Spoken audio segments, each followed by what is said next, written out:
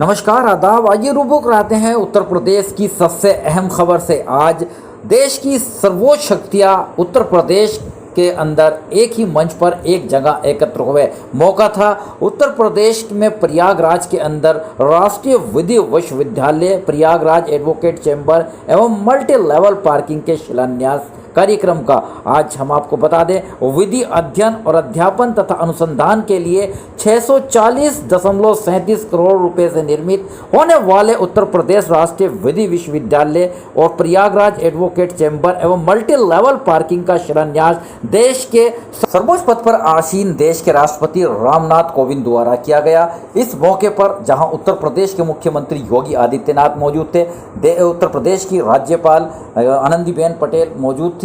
इसके अलावा यहाँ पर कानून मंत्री भी खास तौर से मौजूद थे। वहीं देश की सर्वोच्च न्यायपालिका के चीफ जस्टिस एन.वी. रमन्ना मुख्य रूप से पहुंचे और चीफ जस्टिस एन.वी. रमन्ना ने जो वरिष्ठ अधिवक्ता आनंद भूषण सरनजीत के चित्र का अनावरण किया। उन्होंने पुष्पांजलि दी और पुष्प अर्जित करने के बाद उनको श्रद्धांजलि दी। हम आपको बता दें कि उत्तर प्रदेश हाईकोर्ट के वरिष्ठ अधिवक्ता स्वर्गीय आनंद भूषण सरनजीत के चित्र का अनावरण किया गया। इस मौके पर उत्तर प्रदेश के मुख्यमंत्री योगी आदित्यनाथ, राज्यपाल, राष्ट्रपति, कानून मंत्री तथा देश की सर्वोच्च न्यायपालिका, कार्यपालिका और विधायिका पूरी तरह से यहाँ पर मौजूद देखी गई, जिन्होंने इस शिलान्यास कार्यक्रम में भाग लिया। देश के राष्ट्रपति ने क्या क्या सुनवाते हैं उनकी जबान पर। न्याय उनकी पहुंच में हो, एक्सेस टू जस्टिस का यह मूल अधिकार सुनिश्चित कराना सरकार के सभी अंगों,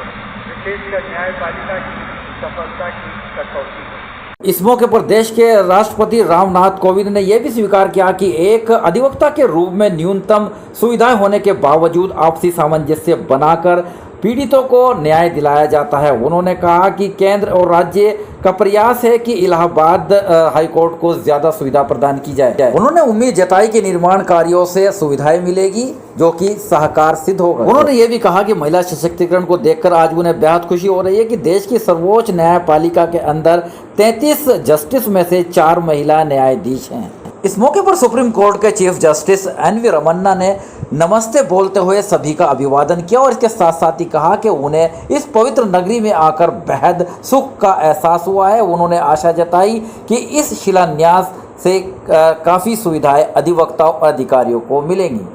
इस मौके पर उत्तर प्रदेश की राज्यपाल आनंदीबेन पटेल ने भी कहा कि आज गर्व महसूस हो रहा है क्योंकि देश की सर्वोच्च शक्ति राष्ट्रपति और चीफ जस्टिस एन.वी. रमन्ना जैसी शख्सियत यहाँ पर मौजूद है। उन्होंने कहा कि प्रदेश प्राचीन काल से ही प्रयागराज विशेष स्थान रखता है उत्तर प्रदेश के अंदर, पूरे देश के अंदर उत्तर प्रदेश के अंदर प्रयागराज का विशेष स्थान है। और उन्होंने कहा कि गंगा, जमुना, सरस्वती का यहाँ पर संगम है। इसके साथ साथ उन्होंने कहा कि उत्तर प्रदेश का प्रयागराज पूरे प्रदेश को सर्वाधिक न्याय प्रदान करने वाली एक सबसे बड़ी संस्था है। उन्होंने यहाँ की महत्ता बताते हुए ये भी कहा कि चाहे जिस गली में चले जाएं, खास तौर से हर गली के अंदर किताबें यहाँ पर पढ़ी मिलेंगी। उनका कहना था कि ज्ञान का संगम है इलाहाबाद और प्रयागराज। इस मौके पर उत्तर प्रदेश के मुख्यमंत्री योगी आदित्यनाथ ने क्या कहा, सुने। उत्तर प्रदेश की जनता न्याय प्राप्त करने की एक उत्सुकता के साथ यहाँ पर आता है,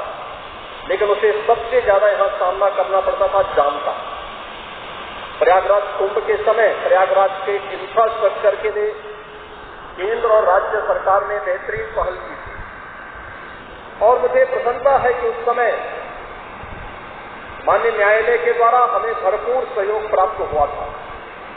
अन्यथा किसी भी बड़े इंफ्रास्ट्रक्चर के कार्य को आगे बढ़ाने के लिए जिन लोगों की विकास में रुचि नहीं होती वे कहीं न कहीं व्यवधान बनने का कार्य करते हैं। हमारे पास 1 वर्ष का समय था कि हम प्रयागराज कुंभ के लिए इस प्रकार का इंफ्रास्ट्रक्चर यहाँ विकसित करें और उस समय जो बेहतर समन्वय था, उस बेहतर समन्वय के माध्यम से प्रयागराज को प्रयागराज के रूप में विकसित करने 24 करोड़ जनमानस को, श्रद्धालुजनों को प्रयागराज कुंभ के अवसर पर इस आयोजन में सहभागी बनाने में हमें सफलता प्राप्त हुई थी। लेकिन साथ साथ उच्च न्यायालय इलाहाबाद की जाम की समस्या का समाधान नहीं हो पा रहा था। आज मुझे प्रसन्नता है कि जो मल्टी लेवल पार्किंग यहाँ पर बन रहा है, ये केवल मल्टी लेवल पार्किंग नहीं है, बल्कि इसमें 4000 वाहनों को पार्किंग की सुविधा के साथ साथ 2500 अधिवक्ताओं के लिए चैम्बर बना। इनके लिए विश्वविद्यालय परिसर के अंदर ही आवासीय सुविधा उपलब्ध होगी तथा विश्वविद्यालय परिसर के अंदर ही आधुनिक लाइब्रेरी तथा शारीरिक एवं मानसिक विकास के लिए खेल कूद की सुविधाएं, व्यायामशाला एवं संबंधित उपकरण की स्थापना का भी व्यवस्था रखी गई है। ये बहुत दूरदृष्टि सोच के साथ रखी गई है। आज के दिन मैं बहुत कुछ लंबा नहीं कहना चाहता हूँ, लेकिन मैं इस देश का कानून मंत्री होने के नाते मेरे तरफ से मैं पूरा आश्वासन देना चाहता हूँ कि भारत सरकार आदरणीय प्रधानमंत्री नरेंद्र मोदी जी के नेतृत्व में हम सभी लॉ यूनिवर्सिटी, देश के कॉलेजेस से, लॉ एकेडमी से, सबके साथ हम लोग बहुत ही करीबी से काम करना चाहते हैं। हम चाहते हैं कि देश का न्याय प्रणाली को मजबूत किया जाए। इंडिपेंडेंस ऑफ जुडिशरी को तो हम मानते ही हैं, लेकिन हम जुडिशरी को और मजबूती देने के लिए हर कदम उठाए जाएंगे। इस मौके पर देश के कानून मंत्री किरण रिजिजू के अलावा उत्तर प्रदेश के कानून मंत्री ब्रजेश पाठक भी यहाँ पर मुख्य रूप से मौजूद थे और यहाँ पर चीफ जस्टिस उत्तर प्रदेश, कार्यवाहक चीफ जस्टिस एमएन भंडारी खास तौर से मौजूद रहे। उत्तर प्रदेश हाईकोर्ट के जजेस और वरिष्ठ अधिवक्ता मुख्य रूप से मौजूद रहे। बने रहिएगा मेरे साथ। आरिफ शीशमेली, चीफ एडिटर बार और bench and news in today, Lucknow, Muzaffarnagar, Allahabad से हमारे विशेष संवाददाता की खास रिपोर्ट। दूसरी सबसे बड़ी खबर, आज देश के अंदर राष्ट्रीय और राज्य विधिक सेवा प्राधिकरण के आदेशानुसार समस्त जनपद न्यायालय तथा तहसील न्यायालयों में भी राष्ट्रीय लोक अदालत का आयोजन किया गया और इस राष्ट्रीय लोक अदालत के अंदर आपसी सुलहनामे के आधार पर केसों का निस्तारण किया गया। लाखों की संख्या में वादों का निस्तारण किया गया है। लेकर चलते हैं जनपद लखनऊ के अंदर भी आज गृह सचिव अविनाश अवस्थी जनपद न्यायाधीश समम अदालतों के अंदर घूमे और उन्होंने जायज़ा लिया है कहां पर कितने केस हुए हैं और कितना निस्तारण हुआ है। पल पल की अपडेट लेते रहे हैं दोनों अधिकारी और वहां उन्होंने आवश्यक दिशा निर्देश भी दिए, अपील भी की है कि सभी आपसी सुलहनामे के साथ साथ अपने केसों का निस्तारण कराएं। वहीं जनपद मुजफ्फरनगर, जो कि पश्चिम उत्तर प्रदेश का ऐतिहासिक जनपद है, जनपद मुजफ्फरनगर के जिला एवं सत्र न्यायाधीश राजीव शर्मा ने आज शुभारंभ किया राष्ट्रीय लोक अदालत का और वहां पर उन्होंने दीप प्रज्वलन करने के बाद अपडेट ली। इसके साथ साथ उन्होंने अपने संबोधन में कहा कि सभी आपसी सौहार्द बनाकर वादकारी आपसी समझौते से मामलों का निस्तारण कराएं। जहां पूरे देश के अंदर लाखों मामलों का निस्तारण किया गया, वहीं जनपद मुजफ्फरनगर में कुल 24,831 मामलों का निस्तारण किया गया है, जहां पर मोटर दुर्घटना दावा अभिकरण द्वारा सर्वाधिक निस्तारण किया गया है। यहां पर पीठासीन अधिकारी मलखान सिंह द्वारा 155 वादों का निस्तारण करते हुए 4,24,77,200 रुपये की धनराशि प्रतिकर के रूप में दिलाई गई है। इस दौरान हमारी आज वार्ता हुई है जो कि नोडल अधिकारी अपर जिला जज शक्ति सिंह से क्या कहा उन्होंने, सुनवाते हैं। सुप्रीम कोर्ट की डायरेक्शन के तहत आज पूरे देश के अंदर राष्ट्रीय लोक अदालत का आयोजन किया जा रहा है। मैंने अभी कुछ देर पहले आपको लखनऊ से लाइव किया था और जहां पर जितेंद्र कुमार सिंह जो सचिव है विधिक सेवा प्राधिकरण के, राज्य विधिक सेवा प्राधिकरण के, उनको भी मैंने अपडेट दिखाई दी। इसके साथ सीधा रुक रहा हूँ जनपद मुजफ्फरनगर के अंदर मेरे साथ यहाँ पर नोडल अधिकारी अपर जिला सत्र न्यायाधीश शक्ति सिंह जी जो कि नोडल ऑफिसर हैं, सीधा जुड़ रहे हैं। जानते हैं आज की किस तरह से कार्य चल रहा है और कितने केसों का निस्तारण अब तक हो चुका है, होने वाला है, कितना लक्ष्य है। आइए रूबरू कराते हैं शक्ति सिंह जी से। सर स्वागत है आपका। खास तौर से राष्ट्रीय लोक अदालत का आयोजन किया जा रहा है, पिछली बार तुलना में इस बार क्या क्या आपकी तैयारी रही है और कैसा देखते हैं आज के? इस बार की लोक अदालत की बड़े व्यापक स्तर पर तैयारी की गई है। विगत 2 माह में सचिव जिला विधिक सेवा प्राधिकरण एवं हमारे द्वारा स्वयं भी कई मीटिंगों का आयोजन किया गया है। आज बैंकों के लगभग 15,000 से भी ज़्यादा मामले चिन्हित हैं जो आज टेकअप हो रहे हैं। इसी प्रकार से जनपद न्यायालय में भी हज़ारों की संख्या में मजिस्ट्रेट न्यायालयों में मामले चिन्हित किए गए हैं जिनके डिस्पोजल का पूरा प्रयास किया जा रहा है। हम लोग आशान्वित हैं कि विगत जितना डिस्पोजल किया गया था उससे हम लोग आज ज़्यादा डिस्पोजल करेंगे। सर दूसरी तुलना में जो रोजाना यहाँ पर डिसाइड होते हैं, गैस लगे हुए होते हैं, कितना डिफरेंस माना जाता है, कितना वादकारियों को आसानी होती है आज के निस्तारण में? लोक अदालत की मुख्य विशेषता ये है कि यहाँ पे सभी वादों का निस्तारण सुलह समझौते के आधार पर किया जाता है और जो वाद सुलह समझौते के आधार पर निस्तारित होते हैं वो हमेशा के लिए समाप्त हो जाते हैं। जो नॉर्मल डेज में लिटिगेशन होती है उसमें आदमी अपील भी करता है, रिविजन भी फाइल करता है। इसमें जो एक बार डिसाइड होता है वो हमेशा के लिए वो लड़ाई का अंत हो जाता है। इसकी यही सबसे बड़ी विशेषता है।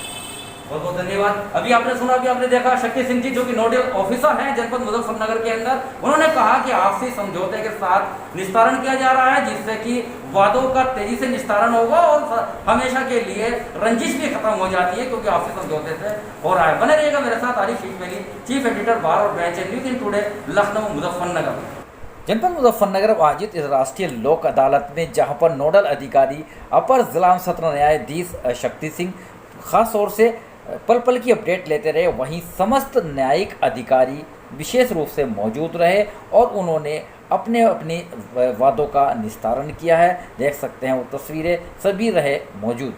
और राष्ट्रीय लोक अदालत के आयोजन को लेकर लगातार कार्यक्रम चल रहे थे, बैठकों का दौर जारी था। जनपद मुजफ्फरनगर में लेकर चलता हूं जहां पर सलोनी रस्तोगी जो कि खासतौर से जिला विधिक सेवा प्राधिकरण की सचिव हैं, उन्होंने इस बाबत काफी तैयारी की थी। आशा जताई है कि आज ज्यादा से ज्यादा निस्तारण होगा। जानते हैं किस तरह से कार्य हो रहा है। स्वागत है आपका मैम। खासतौर से क्या लग रहा है आज कितने निस्तारण हो सकता है? आज माननीय जनपद न्यायाधीश महोदय के निर्देशन पे लगभग 30,000 से भी अधिक मामले नियत किए गए हैं। राजस्व मामले और बैंक ऋण के मामले, BSNL के मामले, फौजदारी मामले, पारिवारिक मामले, MSCT के मामले। तो हमें आशा है कि अधिक से अधिक मामलों का निस्तारण। पूरा देश आपको देख रहा है, क्या मैसेज देना चाहेंगे आपको कि कोई भी जो पेंडेंसी है खासतौर से उसका तेजी से निस्तारण हो, वादकारियों को क्या कहना चाहेंगे?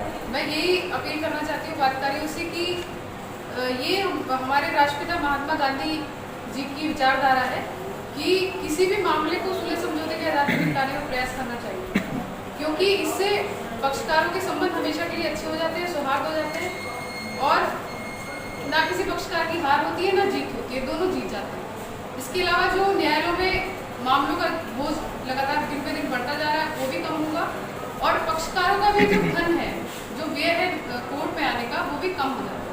बहुत बहुत धन्यवाद। अभी आपने सुना, अभी आप देख रहे सलोनी रस्तोगी जी जिन्होंने भी साफ कहा है, उन्होंने राष्ट्रपिता महात्मा गांधी का एक खासतौर से जो सपना था कि तेजी से निस्तारण हो, आपसी सुलह के आधार पर कोई कहीं झगड़ा ना हो, रंजिश बाकी ना रहे और समाज के अंदर जो है कोई भी किसी प्रकार के मामले ना बने, इसकी कल्पना भी की है। और उन्होंने खासतौर से अपील की है प्रत्येक वादकारी की कि वो आए और अपने मामले यदि यहाँ पर चल रहे हैं किसी भी अदालत में, उनका निस्तारण आपसी सुलह से कराए। बने रहेगा मेरे साथ। आरिफ शीख मेली, चीफ एडिटर बार और news in today, Lucknow Muzaffarnagar, पल की अपडेट के साथ।